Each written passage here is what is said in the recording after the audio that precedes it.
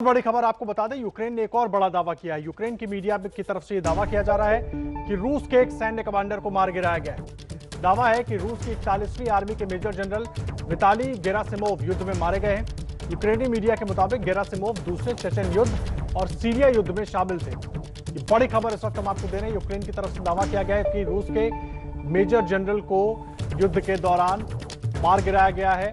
Ukraine का यह दावा है। मेजर जनरल विताली गेरासिमोव युद्ध में मारे गए हैं। यूक्रेनी मीडिया के मुताबिक गेरासिमोव दूसरे चेचन युद्ध में और सीरिया युद्ध में भी शामिल थे। और इस वक्त हमारे साथ यूक्रेन में जो हालात बने हुए हैं उसको लेकर बात करने के लिए कर्नल दानवीर हमारे साथ स्टूडियो में मौजूद हैं। कर्नल साहब, बहुत स्वागत है आपका। मैं सीधे तौर पर आपसे जानना चाहूंगा, ये जो खबर आ रही है कर्नल विताली गेरासिमोव को लेकर, अब इसमें मैं ये समझना चाहूंगा, इसको इंफॉर्मेशन वॉरफेयर की तरह देखें।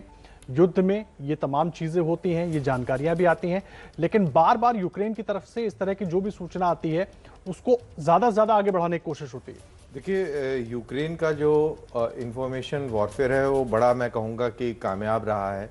जिस तरीके से उसने अपने प्रोपेगेंडा वीडियोस और इंफॉर्मेशन की बम्बार्डमेंट दुनिया भर पे करी है, वो भी बात सही है कि वेस्टर्न मीडिया का पूरा जो तंत्र है वो यूक्रेन को मदद दे रहा है इस चीज़ में। और ये वही चीज़ जो आप कह रहे हैं कि ये इंफॉर्मेशन वॉरफेयर के तहत ही इस तरीके की खबरें सामने आ रही हैं।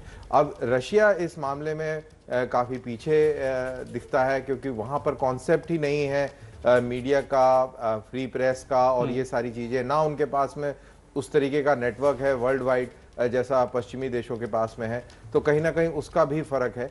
लेकिन जहाँ तक ये मेजर जनरल 41st आर्मी के चीफ ऑफ स्टाफ थे, ये जो मारे गए हैं, ये लड़ाइयों में होता है, कोई ऐसी डिफरेंट सी चीज़ नहीं है, नॉर्मल चीज़ है। लेकिन उस चीज़ का बखान करना, उस चीज़ का प्रोपेगेंडा करना डेफिनेटली इंफॉर्मेशन वॉरफेयर के तहत माना जाना चाहिए। कर्नल दानवीर, 13वां दिन है युद्ध का। जिस तरह के हालात बने हुए हैं, एक तरफ दिमित्रो कुलेबा जो विदेश मंत्री हैं वो अपील करते हैं कि दोनों राष्ट्रपति आपस में बैठकर बातचीत करें। उम्मीद यही है कि 1-2 दिन में या 3 दिन में ये बातचीत शायद हो भी सकती है। लेकिन हालात क्या अभी जो बने हुए हैं, बातचीत के बाद आपको लगता है कि सुधरना शुरू हो जाएंगे, या फिर जिस तरह की स्थिति बनी हुई है कि अपनी अपनी मांगों पर डटे हैं, कुछ ऐसा ही रहने वाला है? देखिए, जब तक कोई ऐसी बार्गेनिंग पॉइंट नहीं मिलेगा रशियंस को, तब तक यूक्रेनियंस नहीं मानेंगे। और बार्गेनिंग पॉइंट तब मिलेगा जब उनके ऊपर डायरेक्ट प्रेशर पड़ेगा। और डायरेक्ट प्रेशर पड़ेगा जब आप कीव के ऊपर प्रेशर डालेंगे। अभी भी रशियन सेना और रशियन लीडरशिप जो है वो बहुत रिस्ट्रिक्शन के साथ अपना मूवमेंट कर रही है। वो नहीं चाहते कि बहुत बड़े पैमाने पर तबाही हो। तबाही हुई है, लेकिन इससे भी कहीं ज़्यादा हो सकती है अगर वो फुल फोर्स के साथ आए।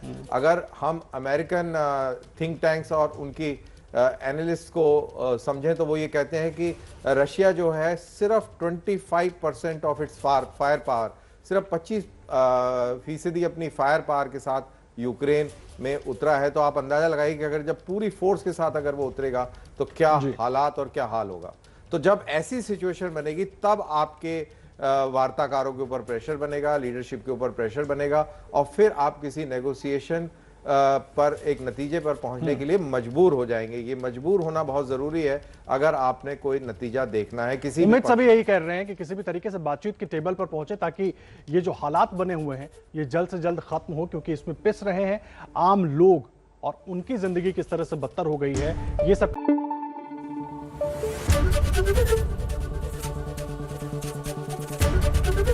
एबीपी न्यूज आपको रखे आगे।